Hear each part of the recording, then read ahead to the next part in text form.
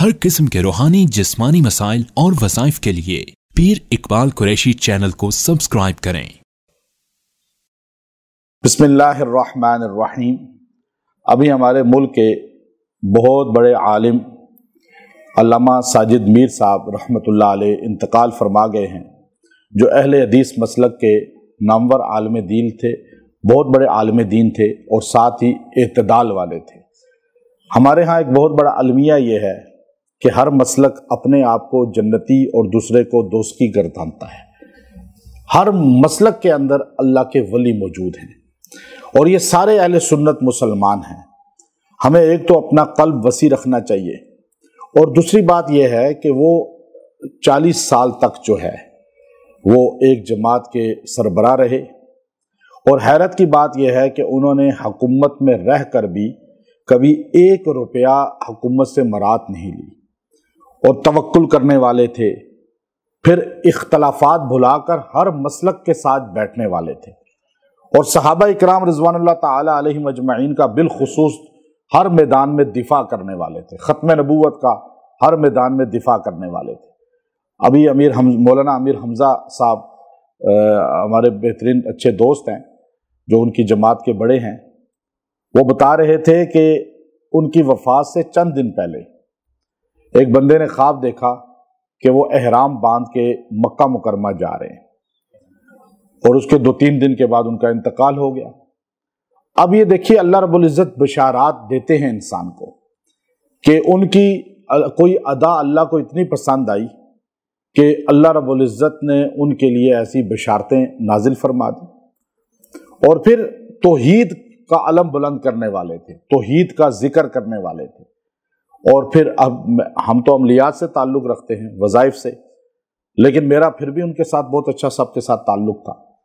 और वो हालांकि ये जो वज़ाइफ अमलियात है सबसे ज़्यादा अब अहले हदीस लोग ही कर रहे हैं बैठे हुए। मैं तो पुराना उनको देख रहा हूँ और लोगों को भी, तो अब जाके पहले तो वो इसको शिर्क कहते थे, लेकिन ऐसी बात नहीं है कि कुरानी वज़ाइफ बताना, कुरानी अमाल बताना, ये तौहीद है असल में, और लोगों को कुरान से जोड़ना, यही तो तौहीद है।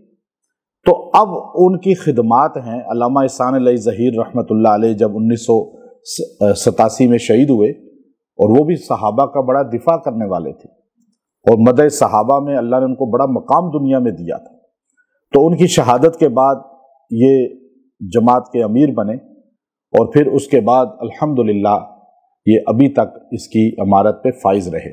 अरब लोग इनकी बड़ी इज्जत करते थे और अजम में भी इनकी बड़ी इज्जत थी और हमारे अहले सुन्नत की तमाम जमातों के साथ इनका बड़ा मिलना बैठना और आपस के इख्तलाफात को पसे पुश डालकर सहाबा और ख़त्म नबूवत, ये 2 मौजू ऐसे हैं जिनके दिफा के लिए हर वक्त ये तैयार रहते थे। तो इसलिए हमें ऐसे लोगों के लिए दुआएं करनी चाहिए जो उम्मत के अंदर एतदाल वाले लोग हैं। यहाँ लड़ाई झगड़े वाले हैं, एक दूसरे को गलत कहने वाले, फ़िरका वारियत को हवा देने वाले लोग बहुत बड़ी तादाद में आपको मिलेंगे, लेकिन जो प्यार की बात करने वाले, जोड़ की बात करने वाले और इत्तेहाद उम्मत की बात करने वाले, उम्मत में प्यार मोहब्बत पैदा करने वाले, ये कम लोग हैं इस दौर में, और जो कम हैं उनकी हमें कदर करनी चाहिए। और उनमें अल्लामा साजिद मीर रहमतुल्लाह अलैह एक बहुत बड़ा रोशन चिराग थे। अल्लाह ताला उनकी कामिल मग़फ़रत फरमाए और उनको मकाम जन्नत अता फरमाए।